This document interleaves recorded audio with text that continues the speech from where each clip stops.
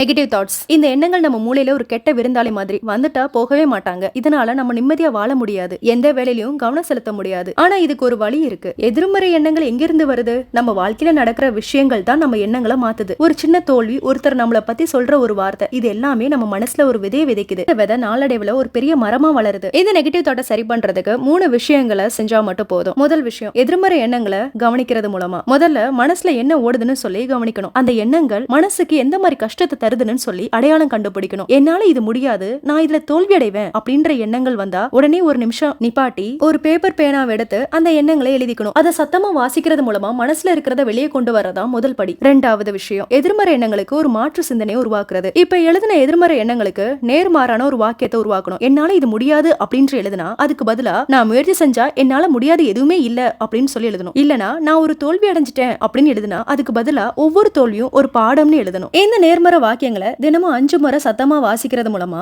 ஆரம்பத்துல இது வேடிக்கையா இருந்தாலும் ஆனா நாளடைவுல இது ஒரு நல்ல மாற்றத்தை கொடுக்கும். மூணாவது விஷயம், சுத்தி இருக்கவங்கள பாசிட்டிவான பீப்புளா வச்சிருக்கிறது. நம்ம யார் கூட அதிகமா நேரம் செலவழிக்கிறோமோ அவங்களோட சிந்தனைகள் தான் நம்மளுக்கு ஒரு பெரிய தாக்கத்தை ஏற்படுத்தும். எப்பவுமே குறை சொல்லிட்டு இருக்கிறவங்க, விரத்தியா பேசுறவங்க கூட நேரம் செலவழிக்காம உற்சாகப்படுத்துறவங்களோட, நம்புறவங்களோட, சிரிச்சுக்கிட்டே பேசுற நண்பர்களோட அதிக நேரம் செலவழிக்கிறது மூலமா பெரிய பலத்தை கொடுக்கும்.